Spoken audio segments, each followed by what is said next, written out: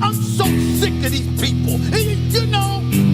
Oh, I'm the tribal chief around here. Yeah, you see me, the tribal chief. That's right. Right? I got that thing on me. I got that stick. I got that tool. I'm packing. You must be some kind of a dumbass. and I will never retire. You know, this aggression will not stand, man. Get that garbage out of here! It doesn't matter what you think. It's still real to me, damn it!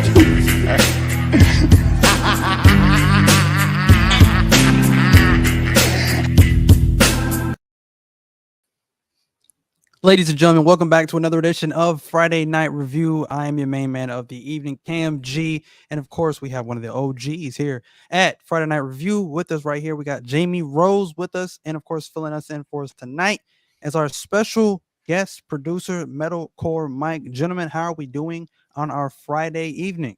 Dude, I'm doing fantastico. Fantastic. Okay. This heat needs to go away, Cam. It needs to stop being so dang hot out. It's getting worse. And One more day of being in a heat advisory here, and I have to work tomorrow. and you're talking about the guy, you know, you're up in Philly. I'm here in the South, in the middle of it all. It is hotter than a witch's tit out here, dude. Oh, dude. You're used to it. Yeah, but I'm fat. We get this. I am too. I'm fat. It just melts right off like bacon, dude. Right on grease. Slaver me up, dude.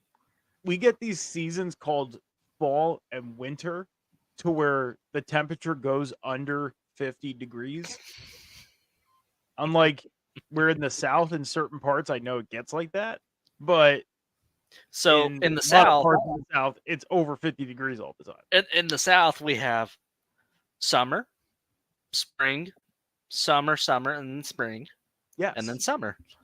Where my body has to adjust from it being 10 degrees one day, and then the next thing you know, it's 95 degrees the next day. So, yeah. That's why I want to move down south.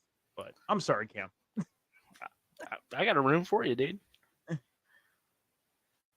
I mean, at least y'all get normal seasons. We kind of just get, you know, whatever the weather feels like at the time. It could snow tomorrow. Who knows? I don't know. Out here is very, very strange. The Midwest, baby. Yeah, that's the Midwest for you. What can I tell you?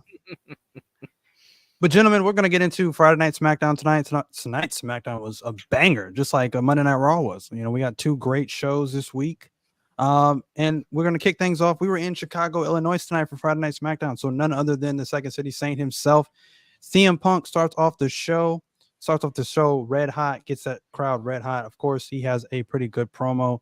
He's talking about obviously, you know, the pressure that his current foe right now, Drew McIntyre, was unable to handle as he supposedly quit the WWE. So like I said, this was a great promo. Then we got Paul Heyman that actually cut him short, and it was amazing. The crowd went crazy for it. This is the first time I think we've seen Paul Heyman and CM Punk in the same ring since, you know, the days of CM Punk's reign. His 400+ day reign as WWE champion way back when. The good old days. That was an awesome run for CM Punk, an awesome run for Paul Heyman as well.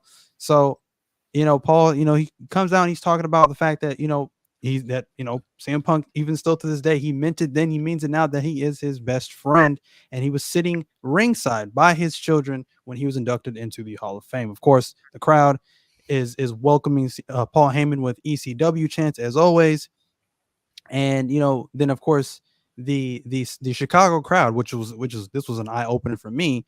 They started chanting, "We want Roman," and at the chant of this, you know, Paul starts to get watery eyed because he so desperately wants the real tribal chief, Roman Reigns, to come back and save him from this nightmare of Solo Sikoa sort of taking over and running roughshod right now with the bloodline. So, and CM Punk, of course, you know, he recognizes this and he's like, "Yeah, you're the only guy that I know that can cut me off and hijack my promo, but I'll allow it. You're Paul Heyman, I'll allow it. I'm still a Paul Heyman guy. So he's like, get in here.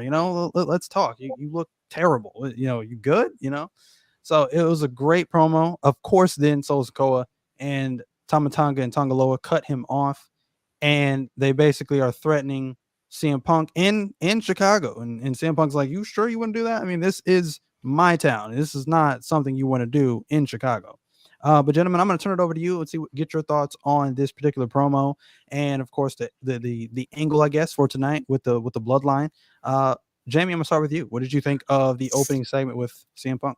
So of course you always got to start out with like Mussolini and Kennedy.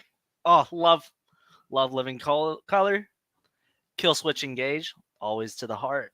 But the pop was nuclear. The promo was on fire. Getting straight to the point, but doing it in the way that CM Punk does. He gets that engagement, asking the people in the palm of his hands. And then you get to the part where it's going to be where the bloodline doesn't like it. But Paul Heyman comes out, man. And that pop, if CM Punk's pop was nuclear, then Heyman's pop was atomic. Dude, it was almost as loud as Punk's in Chicago, in Chi-Town, baby. And, dude, the whole segment was great. You had Paul Heyman begging for mercy. He's so done with it. The guy wants the way out. He needs help. And I'm not completely sold on Solo Sikoa as the new head of the table, but they've done, and we'll talk about it later. There's so much, and they've been doing it kind of quickly because they started off really slow, but then they just went bam really quickly into setting this in motion. And I'm like, whoa, okay, I'm interested now to this level. And just this whole thing was done well. And that's a great way they kick off the show. You get the people in tune with it. Absolutely. Mike, your thoughts? Yeah, so, I mean, Cam, we were texting tonight throughout the show, and one line that I texted you was that they definitely took us on a ride tonight with CM Punk, and it all started with this promo. I never, by taking notes for a show, never had one side of a paper take up, like one segment take up one whole side of the paper. This is literally my notes from that segment alone. That's my notes from just this first segment. Dang. The pop was amazing. Thunderous. I mean, if they had one of those scales to get a reading on how either loud or rumbling that arena was tonight, I bet it broke records. Had to have broken records. I would have to say it was louder than Survivor Series. Much louder than Survivor Series. And then his mentioning of back in 2011, winning, his guarantee with the WWE Championship, winning it there. Him talking about being under pressure. At first, I sat there thinking, this man's been in this business for 20 some years, has been in many pressured situations. And to talk about the pressure that he's under with everything, like, I don't know. I kind of wanted to ask you guys this question of, like, was it believable when he was talking about the pressure situations with him being in the as long as he has? You definitely feel the pressure being in your hometown on the last day of your contract, facing off against John Cena for the WWE Championship. Yeah. You also feel pressure when you go into another man's house and take what is his away from him. That's not just in wrestling. That's in any case, and that is what that man did. If I went to, Cam's house and took whatever Cam found valuable, I'm going to have pressure on my back. I'm going to have a target on my back. And we saw that. We CM Punk had that target on the back, had that pressure. I mean, the comment of him saying like he had all this pressure because he guaranteed that he was going to end Drew's career. Yeah. And Drew basically just gave it up. He said like, "Hey, I'm done." Like saying that it was that easy to do. Paul Heyman, Dude, free Paul perfect Heasy. timing. Free Paul Heasy. Perfect timing because I'm getting into Paul Heyman now. I mean, he looked like he was gonna cry. I wish he would have shed a tear. Dude, I wish his he would've. emotions. The way he 'Cause can. you felt it coming off the TV screen. You did. Like you felt the emotion from him. Like, take me with you. Get me out of this situation that I'm in. Like he's pretty much saying, I don't feel safe with Solo. I don't feel safe with Tonga. I don't feel safe with Tama.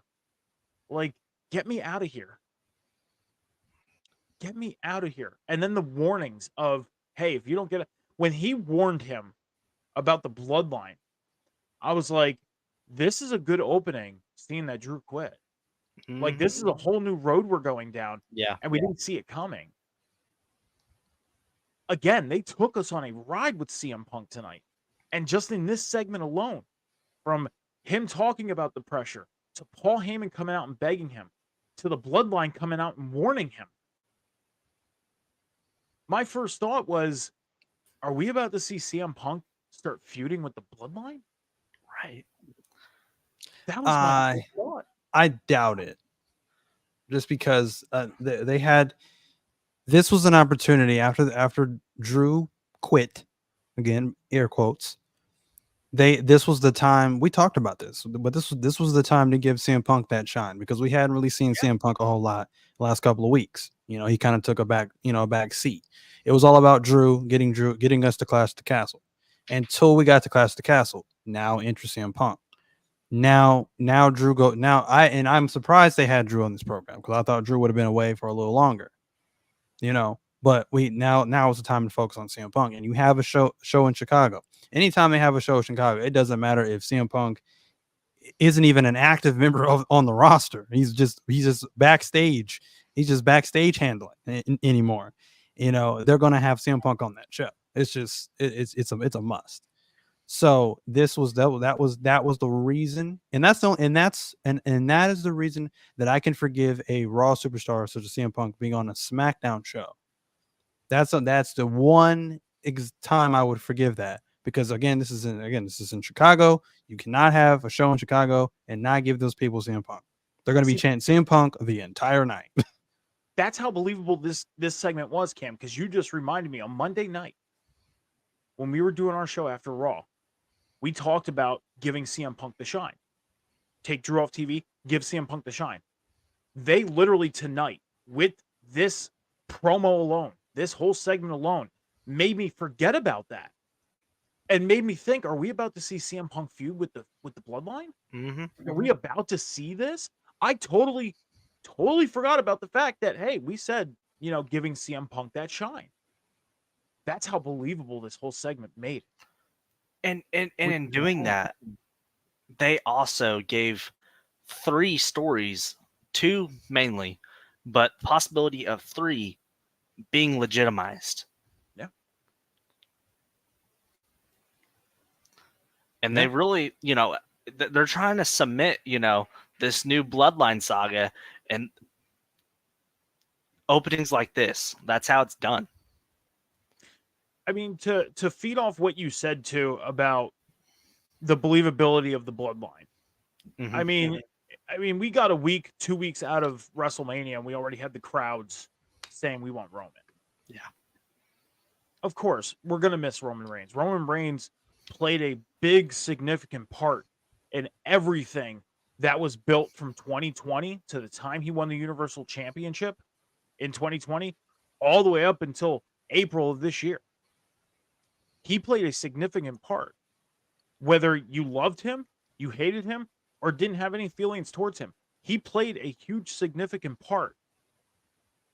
Now he's been off TV since April 7th. since he lost the championship at WrestleMania to Cody. Yeah.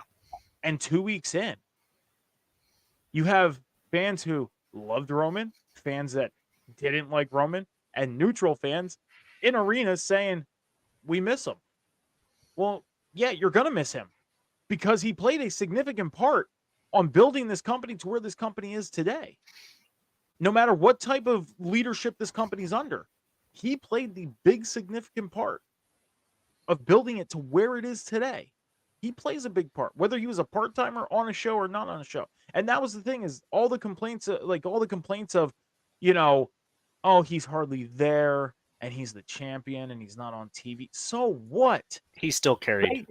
They went from back in 2017, 18, 19, WrestleMania against Taker, WrestleMania against Brock, and WrestleMania against Drew.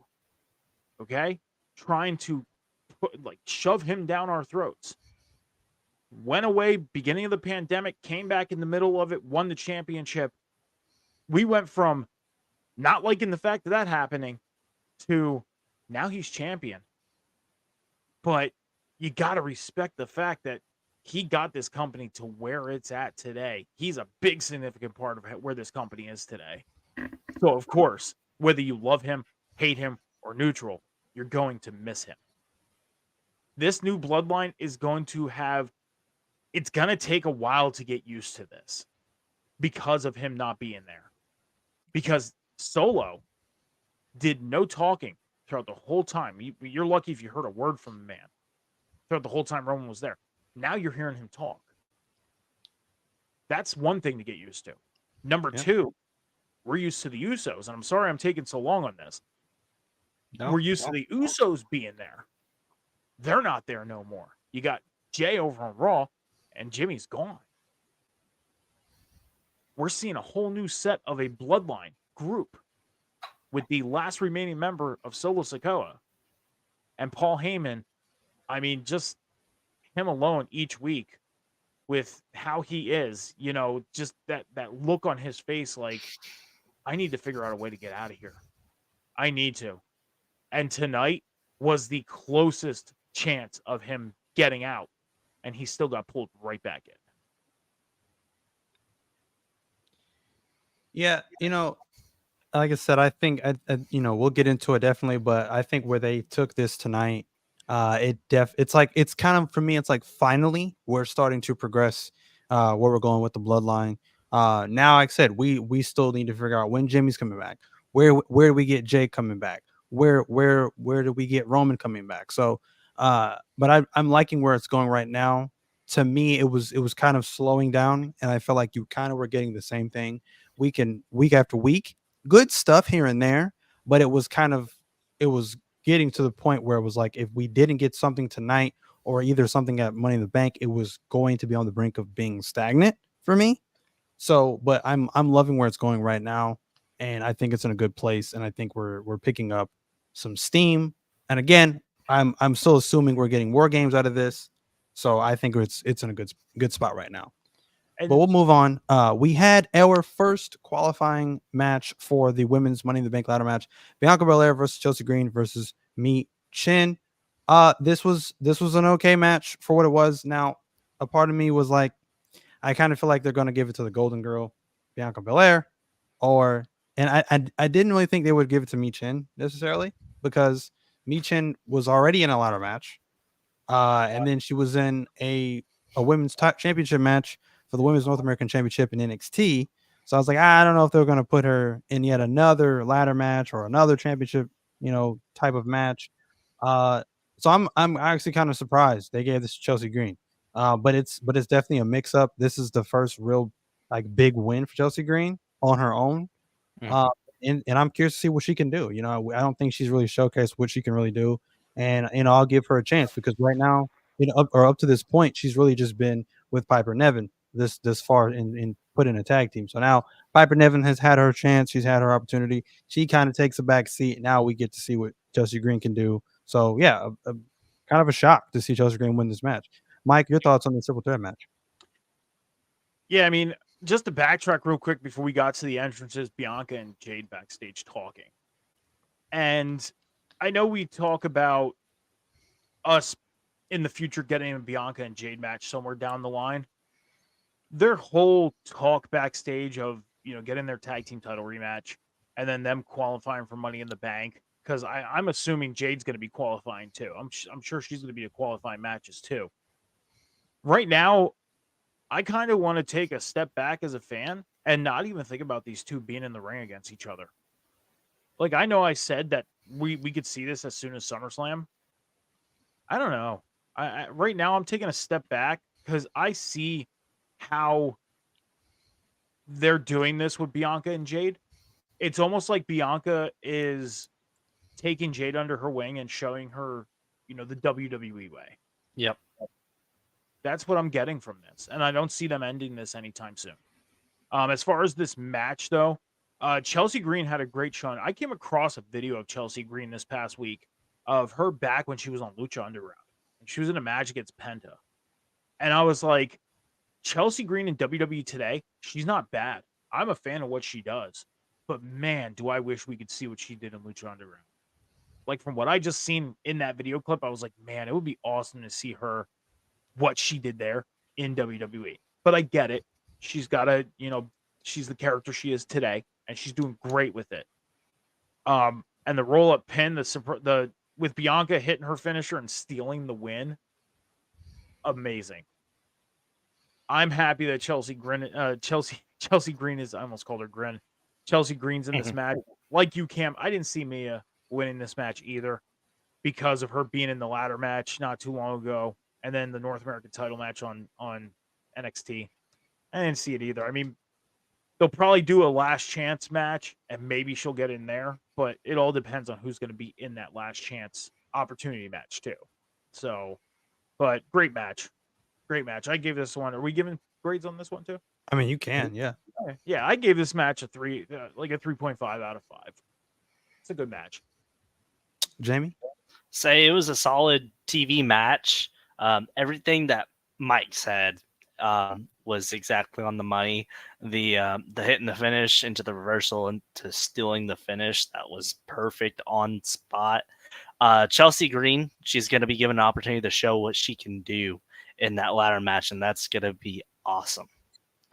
And a lot of these women are they're going to be able to showcase and show out, and because the women, they've been stepping it up, especially on these pay-per-views, and they've been some of the best matches on these shows. So that trend is only going to continue up, and I think the best women's roster throughout everybody's women's roster, NXT. But WWE's been really stepping it up in a spot where we talked about like 5 years ago, saying WWE's women's roster is terrible, and now they're one of the best things about these shows. So I'm excited to see what they do at Money in the Bank. Some good stuff there. Next we had, I think I'm going in order here, but I think next we had the Carmelo Hayes versus Randy Orton versus Tama Tonga match for the Money in the Bank ladder match, qualifying. Very interesting group, trio here, triple threat here. I mean, you think about it. We have Randy Orton. We have him being the veteran in this. He's done it all. He's beat them all. He's won it all. Him being the veteran in this match. We have Tama Tonga, who, at one point to me, he kind of seemed like the New Japan Pro Wrestling lifer. Now in the WWE, which is still surreal to me.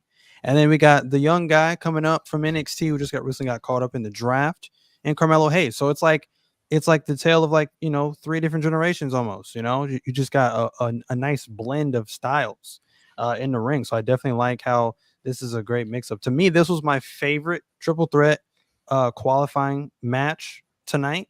I love what they did here. I love how they tied in the stories. Me personally, and I told Mike this during the course of this match, I thought it was going to be Randy Orton. I just thought, it at the time it just made the most sense. But then when Tangaloa comes out, I was like, yeah, okay, I should have seen that coming. I had some doubt just because, like I said, he's so heavily embedded right now into the Bloodline storyline right now. I don't think they'll throw him into a ladder match right now. And on top of that, like I said, him being so close to Cody right now, they can still, and I'm hoping that they do this, they can still transition from the bloodline storyline and still potentially turn Randy Orton heel, turn on Cody Rhodes, and then give us what we all have been wanting from since the beginning is Randy Orton versus Cody Rhodes for the WWE Undisputed Championship. So I'm hoping that they do that because I mean it's right there. It's in the palm of their hands. They would be dumb to just drop the ball on that one. So I'm hoping and come on, heel Randy is better for everybody. You know, babyface Randy, I get it right now. He is just enjoying the fact that he's even back in professional wrestling because he was told he would never wrestle again. I get it. He's just kind of taking, you know, day by day, a Friday by Friday, whatever you want to call it, and just enjoying pro wrestling right now. But a heel Randy Orton is what we all need and want for him to get back to because it's just it's where he has done his best work. And then I even explored the idea if Tama Tonga were to win this match, but I was like, I don't know. I think he's the wild card in this match because once again, he's still a part of the bloodline. So I was like, my solo pick in this would be Carmelo Hayes. I think Carmelo Hayes would, you know, get a big push from this, a big boost in his career, get a big win. And what better way to win this match, right? He pinned the veteran in this match, the legend, Randy Orton. And I'm like, hey, that is a big notch on his belt, pinning Randy Orton in this matchup. So this ladder match right now is looking pretty stacked. I mean, so far after this match, now you have Jey Uso and you have Carmelo Hayes in this match. Well, it's looking like it's going to be a star-studded match. So I really don't know who could be walking out as Mr. Money in the Bank. But overall, this was a fantastic matchup. I love the story that they embedded in here with the bloodline. And Carmelo Hayes gets the victory. But Jamie, what did you think of this triple threat match? No, I mean exactly what you said. You had all these guys entangled in each other's stories and everything like that. The only person that wasn't entangled in any of these stories was Carmelo Hayes. Also, Carmelo Hayes was, you know, in that in the King of the Ring tournament, lost via pinfall to Randy Orton. So to see him kind of get that one up on Randy was nice to see, and it elevates Carmelo for sure, and adding to what will be a stacked Money in the Bank ladder match. Absolutely. Mike, your thoughts? Yeah, like Jamie said, this elevates Carmelo. I mean, he came up on the main roster, and first match on the main roster was against Cody, against the WWE champion. And right then and there at that moment, we thought, oh my gosh, like they're going to probably strap a rocket to this kid's back. And we're going to get some good stuff from this kid. Honestly, I think this is going to be the start. We're going to get a good showing from him in the Money in the Bank ladder match. And honestly, it wouldn't surprise me if he won it. It wouldn't. Had a great showing in this match tonight. Can't take away what, you know, Tom and Orton did. Orton was vicious in this match. Super vicious in this match, to the point where I thought, Orton's going to win this. I think they're going to get Orton to win this one. But Carmelo winning, I'm happy with it. Even though he stole the win on this one, I'm happy with it. I'm excited to see him in this match. And honestly, right now, I know it's only him and Jay. I'm going for Carmelo. Carmelo's my early pick to win Money in the Bank right now. That would definitely be the upset. I mean, you know, I think right now Carmelo's the wild card in this, right? I don't think anybody has picked or predicted Carmelo Hayes to win the Money in the Bank, but I'm all for it. Honestly, I love his work in NXT. I love what he's doing right now on the main roster.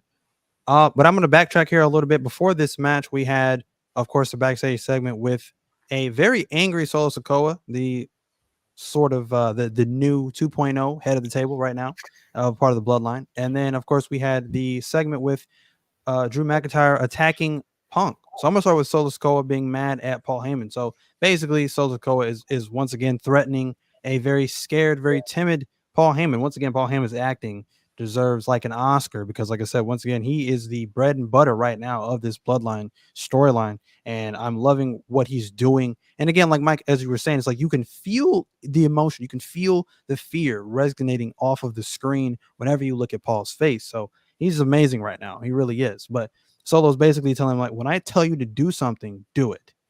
You know, and he and the feeling I got during this segment, I don't know about you guys, but the feeling I got during this segment was I feel as if, like, as much as Solo has been threatening Paul Heyman up to this point, I feel as if like they're going to eventually turn on Paul Heyman and then appoint their own wise man. They're going to bring somebody in. I don't know who that is. Who knows? It could be freaking Teddy Long for all I know. I have no idea. But I feel like they're going to turn on Paul Heyman and they're going to bring in somebody else as their wise man as a point. Because you gotta think. I think Solo Sikoa doesn't like Paul Heyman being the wise man because this is somebody that Roman Reigns appointed as his wise man. But that doesn't mean that Solo Sikoa appointed him as his wise man. So I think he wants somebody else to be appointed. I don't think he thinks that Paul Heyman is no longer fit to be the wise man of him or the rest of the bloodline members. So we'll see where that goes from there. But I'm going to get your guys' thoughts on this backstage segment with Solo Sikoa and Paul Heyman. Mike, I'm going to start with you. Yeah, I mean, whether Paul Heyman is doing the old school, Vaseline to the eyes trick to get his eyes to water up and turn red, or he's naturally, forming these tears. Again, you just feel that emotion coming off of him. You do. And Solo telling him, like, go pass the word on to these guys and tell them to make sure that Orton and Kevin Owens are taken care of. And just for Paul to be like, you want me to do it? Like, you want me to do that? Yes, go. Okay. I'll do it. Like, just the fear. Mm-hmm. When have we ever seen Paul Heyman have fear? It's rare. Like, yeah, we've seen him in the ring with other superstars, when he was with Brock, and in certain situations, Brock wasn't around and he'd be in the ring with another superstar and have that, like, please no, I'm just, an advocate, or I'm just a wise man. Like, but this form of fear is a different level. It is. It's a different level. And for somebody like Solo Sikoa, I mean, not to take anything away from Solo, but you look at the other stars that have put him in these situations, and then you look at Solo, and it's like the fear that Solo's bringing out in him. Like, wow. Like, this is just crazy. Now, Cam, you mentioned another wise man coming in. You took the thought right out of my head, because that's what I was going to bring up. I was going to say, I think they're going to have their own wise man. And I don't listen to Rikishi's podcast, but I hear clips and I see clips of it. And I'll say this. The way he speaks on his show, it would not surprise me if it was him. Mm. Just his mannerisms and the way he talks, it would not surprise me at all if it was him. That's interesting. Yeah, It would. and it would be an interesting dynamic because sure. his Solo is his son, but the Usos are also his kids, and they're probably gonna be with Roman eventually when Bloodline Civil War, if that's what we get down the road. But when the way you look at Solo, like how Solo is in the ring, Solo, you're kind of reminded of half of what Rikishi does. Mm-hmm. And half of what we've seen when we had Umaga. Yep. Like, that's what you're getting from Solo. When you look at the Usos, like, yeah, Usos did a few things here and there, but, like, look at their finisher that they had before they broke up. They had the 1D. It was a playoff of the 3D, Mm-hmm. Dudley Boys. They did the hip attack thing that, Umaga did. They only did very few things that really, the super kick. Rikishi did a super kick once in a while. Mm-hmm. Umaga did it too. But Solo does it more. Like, Solo is a mirror image of them two characters basically combined. Oh, and yeah. That's a dangerous thing. And that's why Rikishi would not surprise me if Rikishi was the new wise man at some point. And the way that they could do that is introduce him as like, hey, this is one of the elders. Yes. And just, that's it. True. They very much well could. I mean, like I said, I think that would be an interesting dynamic, as you said, Jamie. Go ahead. I'm sorry. One more thing. They can even take this as deep as, and I don't know if you guys remember this, but back in like the late 90s, like 99, you remember the time Rikishi turned heel? He did the whole "I did it for the Rock." Mm-hmm. Yeah. They can even play off of that. They can take bits and pieces from that and bring that into this storyline. Oh, I see where you're going with this. I did Okay, it for okay, the bloodline. okay. I All did right. it for the leaders. Mhm. Okay. That'd be Okay. good. I could see that. I definitely could see that. I like that element you brought in there. Yeah, because You know I wouldn't it didn't click at first, but I was like, okay, all right. And you Yeah. gotta think like that was during the Attitude Era. And that's what this era is kind of almost mirroring off of. Like this is a comparison, like they're comparing this era with the Attitude Era. So that's why I'm saying, like, if they did that, they can play off that story. They can even bring bits and pieces from that storyline into this because they can play off of it.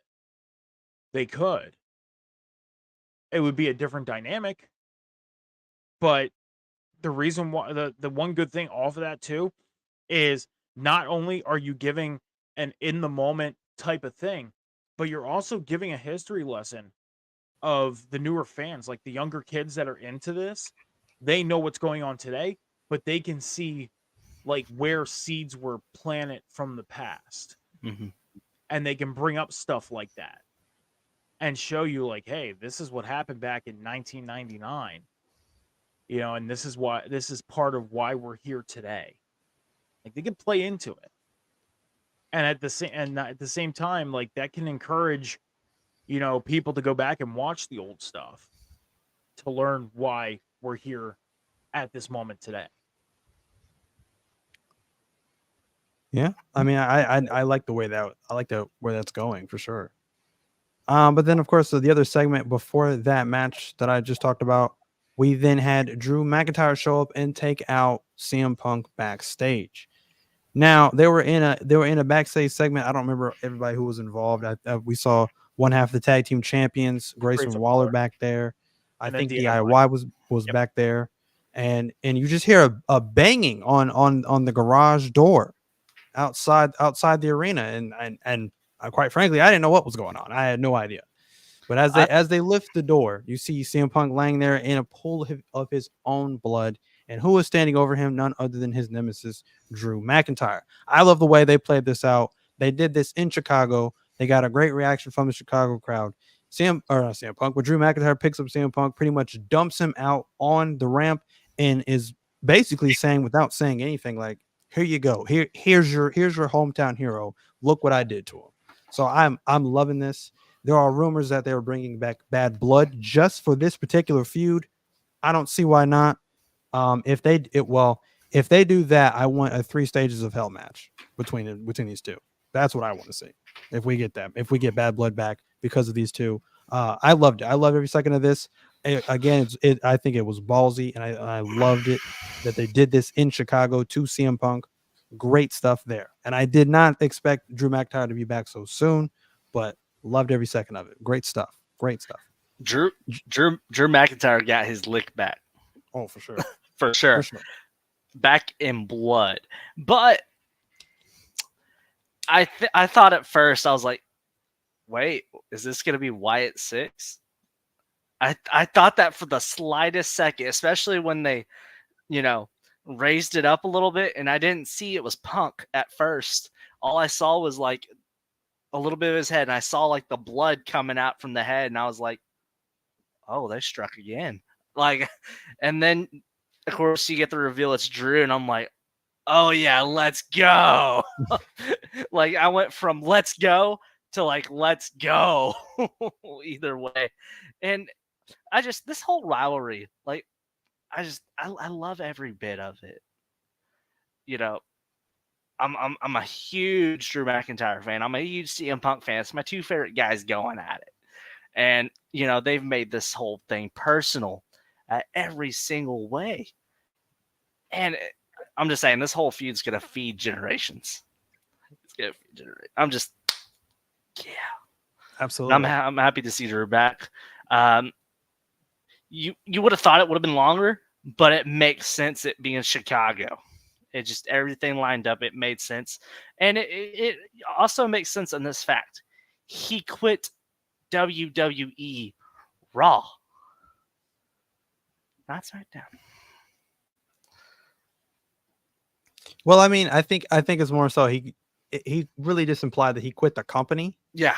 Oh yeah. I mean, because a lot of people were like, they started speculating throughout the week, like, oh, he's going to TNA, or he's going to AEW, da da da da da da. So it's good, and he deleted all of social medias too. So it really had you wondering, like, is this dude really gone? A lot of people were buzzing about it. So it's good. It's good that they're getting the IWC, especially Pro Wrestling Twitter, who I think is like the heart and soul of the IWC. And you're getting them involved, and it really making them think like he really did just walk out. So I like the fact that they did that as well. And one other thing I just thought about too, it's more like this was like an eye for an eye. You show up in Scotland, in my home, and screw me out of the championship. Oh, okay. Now I'm going to show up in your home, and it's eye for an eye. So I like that. It didn't really think about that aspect, but yeah, it's like you show up in my home, I'm going to show up in your home. So hey, I like it overall. This is the best feud right now going on, man. And you talk about Twitter. Cam, go and look at Drew McIntyre's new profile pic. Uh-oh. I mean, just while Mike's making this point. Yeah, man, I was gonna say the same thing, Cam. I was gonna say, like, this was Drew McIntyre basically saying, I mean, because Drew's exact words were, screw this company, I quit. So it was either, quitting Raw or the company of itself. Like, it was, even though he said screw this company, it could have been just Raw, or it does mean WWE. But tonight, when I seen Drew McIntyre, at first I was like, man, I wish they would have prolonged this. But at the same time, I'm like, oh, this is Drew basically saying, and excuse my language, this is basically Drew saying, you just came and shit in my backyard, I'm coming to shit in yours. And that's that. And he didn't have to say a word. It was took him out, threw him on the stage, and left. Not one word came out of his mouth. Not even when Nick Aldis was yelling at him. He didn't say one word. He just looked at him and smiled. That was just a statement. A statement by Drew McIntyre. And that's what turned me real quick of being okay with this. Because I understood it. Right after, I was like, why? Why are they doing this now?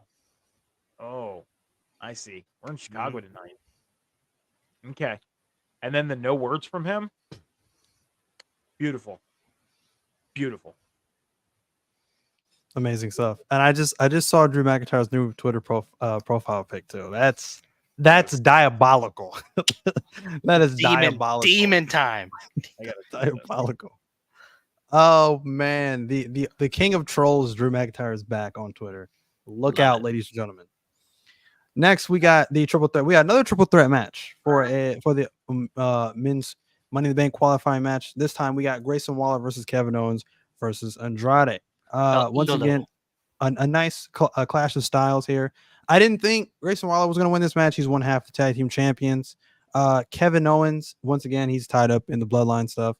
So, I think for me, once again, I was rooting for Andrade to win this match. Again, Tongaloa and the bloodline, the rest of the bloodline get involved in this match. And that is the reason that Andrade ends up picking up the victory here. And like I said, once again, a fantastic match here. I loved the spot where to end the match, Grayson Waller, he tried to do that rolling. I think it's like he rolls in the ring. He does like a DDT or like a clothesline or something of that nature. And he tried to do that on Andrade. Andrade just catches him into the DDT. So I loved that spot right there for the 1, 2, 3. So yeah, great match overall. Andrade definitely needed this win. I know he's like the speed champion now, but that title is basically not even really recognized by the main roster, really. So he needs something a little more than that. Hopefully this picks up for Andrade just in a singles run in general. But once again, like I said, adding another big star to the Money in the Bank ladder match come July. So now we have Jey Uso, Andrade, and of course Carmelo Hayes. So that's 3 stars right there. So this is going to be a pretty stacked Money in the Bank ladder match card for that particular pay-per-view. I was about to say, yeah, it's fun. It's funny you have the speed champion and he doesn't even bring his title out with him. I thought that was funny when Ricochet had it too. I'm like, Yeah. wow, you got the redheaded stepchild title. Basically. Yeah, basically. I think it's WWE's version of like the FTW championship, essentially. So For the world. so but no, this is a great match overall. Jimmy, I'm gonna get your thoughts on this triple threat match. Dude, the triple threat match was it was good. It was electric. The right person did win. You know, you had Owens, who was doing some extracurricular activities earlier in the night. You had Grayson Waller, who is, you know, caught up in his own storyline, dealing with his partner being out, everything like that. And Andrade really needed that pick me up. You know, you bring him back, you make this splash, and then you don't really do anything with him. You put a non-title on him just because, you know, the guy is on his way out. That's another discussion I'll be happy to have. But you know, like, I think Andrade, it puts him back kind of in the good graces of the fans. Because WWE, you know, for a little bit was like, hey, we're gonna put him a little back on the shelf.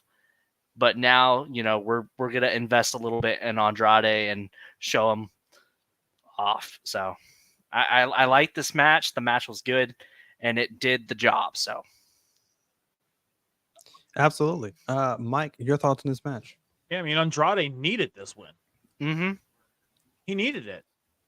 I mean, yeah, he's on the internet show and he's, you know, winning matches the fastest, and it's showing by him holding the Speed Championship.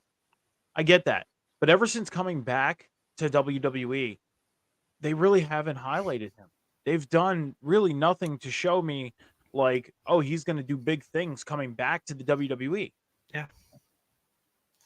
They're not. They did nothing. Now it's like, okay, we're going to put him in the Money in the Bank ladder match. He's in there with two other guys that are high flyers in Carmelo Hayes and Jey Uso. So let's make this ladder match even more entertaining. And at the same time, giving Andrade that boost that he desperately needs. Yeah. Sadly enough, I'm still saying with Andrade being in this ladder match, that I'm picking Carmelo Hayes.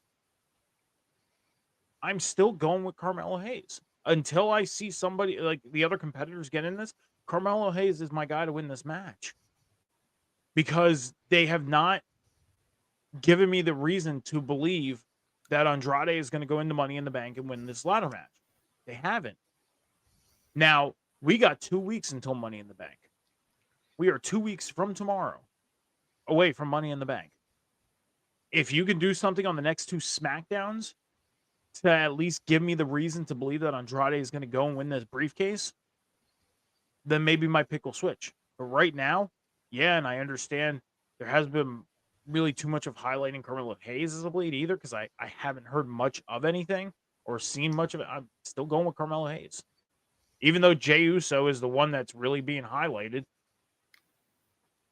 got to stick with Carmelo. I think if Ilya Dragunov wins on Monday, he's going to be my pick to win it. Yeah, and that's the thing is, if he wins, he's going to probably be the favored because he's won on Raw.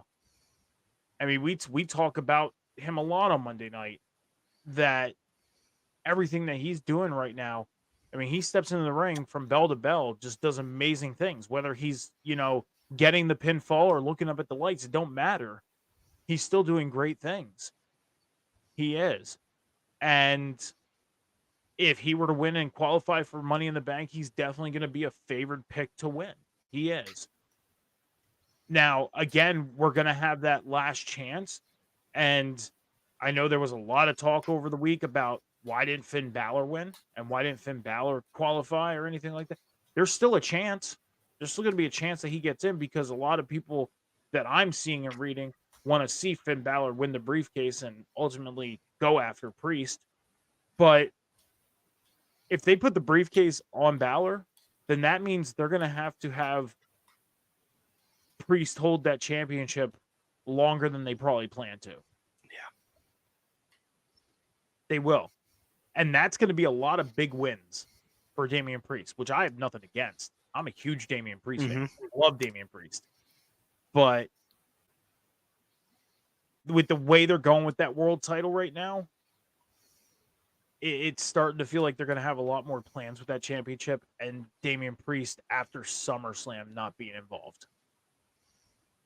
And that's why Finn Balor holding the briefcase doesn't seem too relevant. That's fair.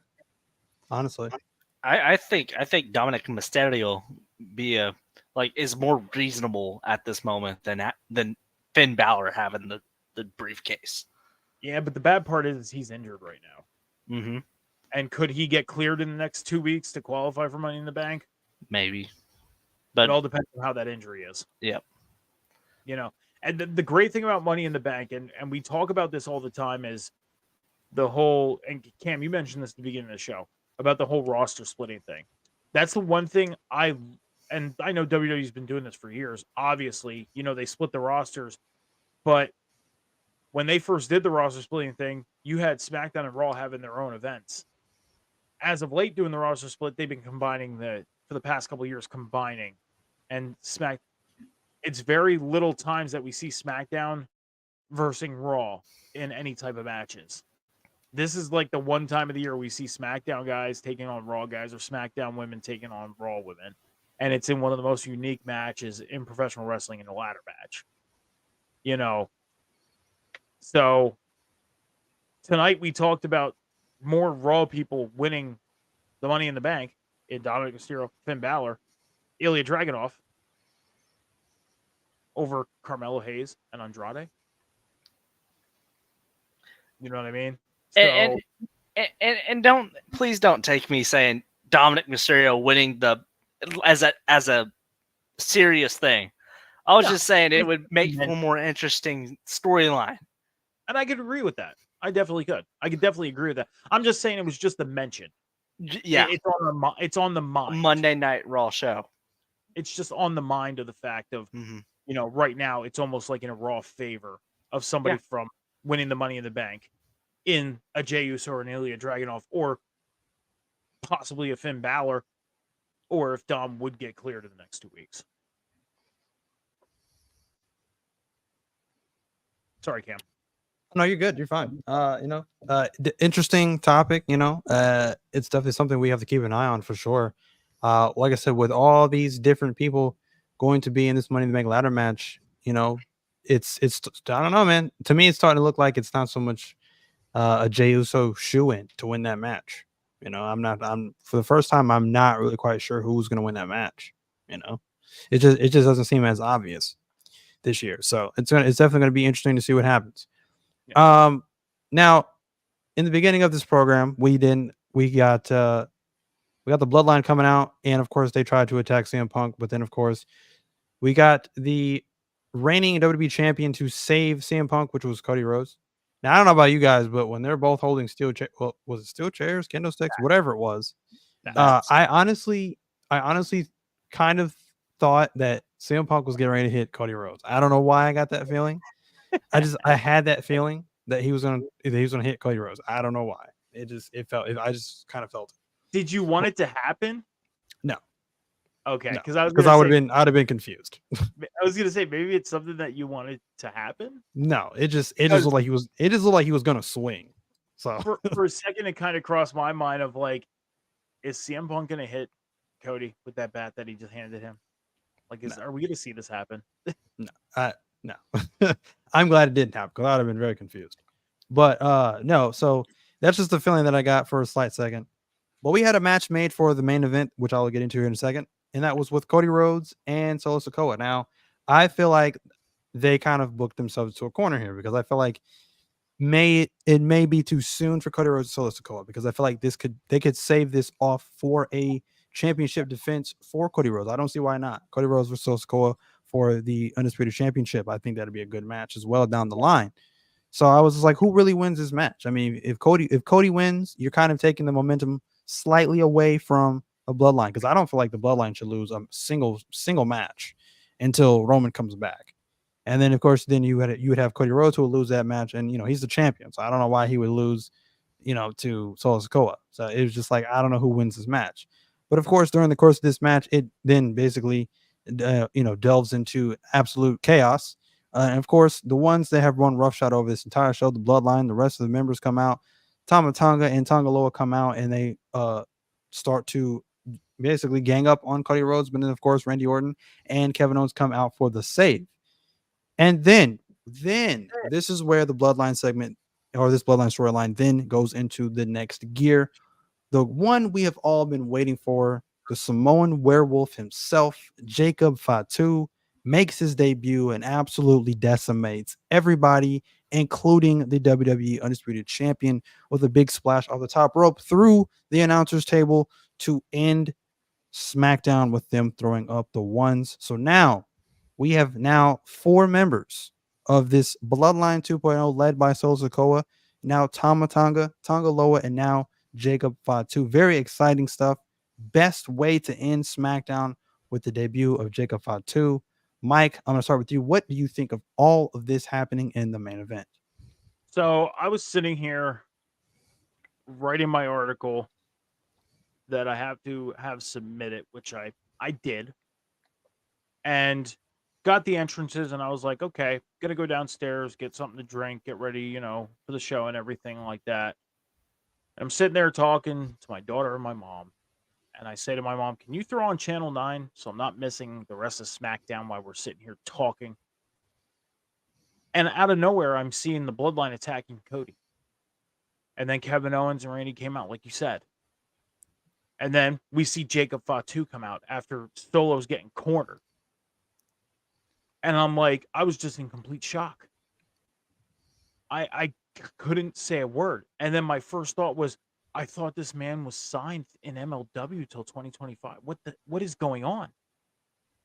That was my thought. Like, I was just in complete shock. And then I come out to my computer, and the first thing I said to Jamie, what was the first thing I said to you when we came back on? Am I watching what I'm watching right now? Did that Like, just happen? Did that just happen? Yeah. That just happened. I was still in complete shock, even after going off the air. This was the live view of Mike. I was, Yeah. Like, you would have thought my computer screen was frozen or something. I couldn't move. Complete shock. Like, the whole talk about first we get Solo saying Roman's not coming back. Then when I see him cornered, I'm thinking, oh my God, maybe Roman's coming back tonight. Yeah. But Solo wouldn't have been smiling. He had a big freaking smile on his face. And I'm thinking, what is he smiling at? And seeing Jacob just come out of nowhere and just destroy everything. I still don't know what to even think. Like, I got to let this process a little bit. Because we went from the beginning of the show sitting here thinking this whole Bloodline story thing, the traction, it's almost like you have tread on tires. And it's almost like the tread on these tires wore thin real quick. But now they threw a whole new set of tires on this thing. Traction is back from what we got from the beginning of this thing. They just added a whole new element to this storyline. And I am excited. Yeah, 2 new elements to this storyline. And I'm excited to see what happens even come next week. I am. And hopefully by next week, I have a full thought and finally settle down from the shock of what we've seen tonight with the debut of Jacob Fatu. So before Jamie, before you go give your thoughts, when we had the backstage segment before this match had started and Solo had said that, Roman's not coming back. Now, when he said that, I don't know about you guys, but I got that thought of, did Solo do something? Did Solo put out a hit on Roman Reigns to prevent him from coming back? It's very possible. Solo Sikoa is just drunk with power right now, I think. So it's very possible. But Jamie, your thoughts on this? I had the same thought. And I also because I heard a while back, especially being in a little bit in the circuit, you're hearing like, oh yeah, or especially around Mania time, you heard Jacob got signed, and I was thinking, okay, where are they? Like, if he does show up, where is he gonna show up?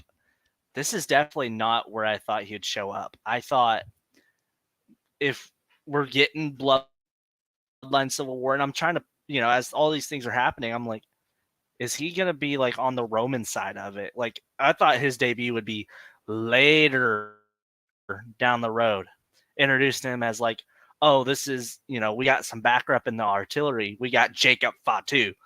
They had the Tongans. We have Fatu. And no, Solo Sikoa, he's stacking up the cards. And I like this because they're playing it off like Roman's not coming back. There isn't going to be no Bloodline Civil War. There's just the Bloodline. And we're going to take it all. Forget The Rock. Forget Roman. Forget everybody. Forget Paul Heyman.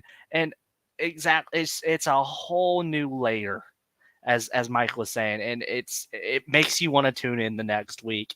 And like, I haven't been excited for SmackDown in a while. I mean, we go just back because to I don't watch much wrestling, but I'm like, oh my goodness, I'm jacked for this thing, man. I mean, we go back to SummerSlam, and we had the media scrum, and Paul Heyman said, in the exact words, "We're only in the third inning of this storyline." Okay, WrestleMania, was that the fourth inning? Or are we in the fifth inning? I think right now we're in the fifth inning. Like, I love how he used the baseball analogy because of the fact of this is broken down into layers. Like, if he would have used any other analogy, it wouldn't have made sense. This is, we got inning number 1 when Roman came back and won the title. We had inning number 2 with the build up to SummerSlam where inning number 3 happened. Like, it's the layering concept. And again, the traction of this whole thing, it started off like, ooh, okay, Solo's in charge now. This is what's happening. But then you hear the whole thing of the traction being lost. Again, tonight, they put a whole brand new set of tires on and they gained traction again with this whole thing in a matter of one night. Just and I don't want to call it a random SmackDown. I don't like to call shows random shows because it's a weekly show. So it's not random. We got it on an episode of SmackDown. An unexpected situation in one of the biggest pro wrestling cities in the country, if not the world. Like, this was, you look at it in that sense, it's almost perfect. I mean, you look at the cities that pro wrestling is big in, whether it's Philadelphia, Chicago, if it would have happened in another city, like, would have it had that big of a reaction? Maybe. But they did it in one of the most perfect places in Chicago. Definitely wouldn't have not gotten the same reaction in Tulsa for sure. No. Oh, definitely not. And if you think of this too, just what you said, Jamie, they have one of the hottest crowds in Chicago anytime they go to Chicago, right? So I definitely think this is why they did it, and this is the spot they had Jacob Fatu debut because of the reaction he got. You heard the reaction, you heard the pop before the camera even saw him get in the ring. So when they popped, we knew something was going on. As soon as we seen Solo Sikoa cornered and he started smiling, we knew something was going on. So this was the perfect spot to have this at. And think of this too, because I'm just thinking this, the wheels are just turning, right? So think of this too. War Games last year was in Chicago. Yeah. So again, I think once again they're planting the seeds right there. We had War Games last year in Chicago. They have the Bloodline and another Bloodline member, Jacob Fatu, join the Bloodline tonight in Chicago again. So it's kind of like, again, they're planting the seeds. War Games was there last year. I think they're planting the seeds for War Games with this Bloodline storyline right now. And like you said, Cam, like the CM Punk Drew McIntyre storyline, they're bringing back the Bad Blood pay-per-view. The only times they did that was in 97, 2003, 2004. Okay. You look at those times in the business of WWE, those were significant times. At the 97 one, we got not only the first Hell in a Cell, but we got the debut of Kane. And then you go look at the stuff that was happening in 2003 and 2004. It meant something. For a pay-per-view that's not an annual thing, it meant something. I think not only Bad Blood is made for the CM Punk Drew McIntyre, but I think Bad Blood is also going to be made for this Bloodline storyline. They just need to build to it in October. And again, it would be happening in another big city in professional wrestling in Atlanta, Georgia, because that's where they plan on doing this pay-per-view. Yep. That's where they have the plans. So they can have two specific storylines built for this. And again, Cam, and I've said this, I have the tendency of saying like, hey, we got to get past certain shows first. I've been slowing down my thinking ahead that I used to do. And that's part of it of I want to get past this show first before I start really getting into this next show. I'm just going to hop on the train and say, let's get to War Games. I'm ready to get to November, even though it would be cold in Pennsylvania. Again, we talked about the weather at the top of the show. But I'm ready to get this Survivor Series War Games to see what they do with this. They already got me excited with that. And they're not even setting anything up for that yet. There's no talks of it. But there's talks among us. Absolutely. So I'm curious to see where they go. I mean, there's rumors that Hikuleo has been signed as well. So maybe Hikuleo joins Roman and the Usos. I don't know. We're going to get 4-on-4 some kind of way. Maybe The Rock plays a part in this. I don't know. But it's definitely, they're definitely taking us on a ride for sure. That's one last thing I wanted to bring up real quick was the fact that back before Mania, during that whole like pep rally thing they had in Vegas, The Rock showed a family tree. No, I'm not going to talk about what we talk about on Wednesday night. Not bringing that up. So The Rock brought up a family tree, okay? Which means there's more members in this family that could be coming. You look at the side right now. You got Tama, you got Tonga, you got Jacob, you got Solo. Okay? On the other side, our thought is Roman and the Usos. Who else is going to join them? Could it be The Rock? Or could The Rock be on this side of the bloodline? And could we end up getting that 5-on-5? Gosh dang, son. You got Sami Zayn. I mean, honorary Oos, baby. I mean, he can honestly, it would not surprise me if they got him back involved just because of the fact he was an honorary Oos. Like they call on to somebody that used to be into the family because they not bring anybody else in. Like maybe they have to fill a spot. He ends up being a filler. Would not surprise me. And it would make sense. It would make sense. So yeah, I mean, they very much well could do that, Like I said, once again, they're definitely taking us on a ride to get to War Games. So we'll see how this plays out. But gentlemen, that was the main event of Friday Night SmackDown. And that's all I got for you for June 21st, 2024.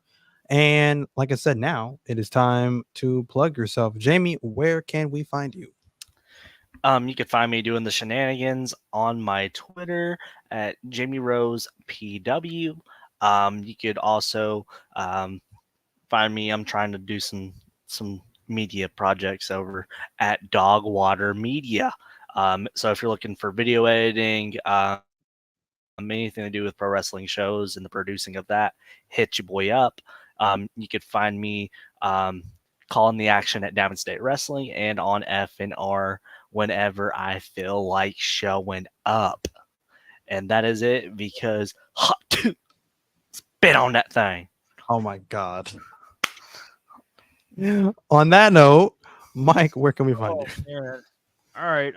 At Metal Mike 714 all across the socials, X, Instagram, TikTok, Snapchat, Twitch. Metal Mike 714. Super easy to find. As far as on the networks, you can find me every Monday night on the Table Spot with Cam and Sean right after Monday Night Raw at 10 p.m. Eastern Standard Time over on Rivet City Radio's Twitch, Off the Top Media's YouTube channel. You can also find me Wednesday nights on the Boom with Cam and Phil at 10:15 p.m. Eastern Standard Time after AEW Dynamite. And then on Sunday mornings at 11 a.m. Eastern Standard Time, you can find me on Rivet City Red Zone with the Candyman himself, Johnny H. Got a huge show planned this week. A lot of fun stuff. So come join us for 2 hours of pro football talk. It's going to be a fun one. As for me, you can find me right here every single Friday night with our normal member, of course, Jamie Rose, maybe sometimes, I don't know, Mike occasionally, but of course the returning Scouts, and of course moi right here on Friday Night Review, right here on Off the Top Media, then of course on our sister page on River City Radio every single Monday night with the table spot after Monday Night Raw, and then of course on Wednesday nights after AEW Dynamite with the Boom, hosted by yours truly, and then of course on my socials on TikTok, you can find me on there at Cam Square Circle Mania, call me Cam G, and of course Cam's Wrestling Corner. And then on Twitter, you can find me on there at Cam and Cheese 317. And of course, if that does not sizzle your bacon, you can find me on Instagram at 317 Bacon, Eggs, and Cam. I love and appreciate all you guys coming out. And I appreciate you guys coming out and checking out the stream tonight for Friday Night Review. We will see you guys next Friday. We are out. Dig it.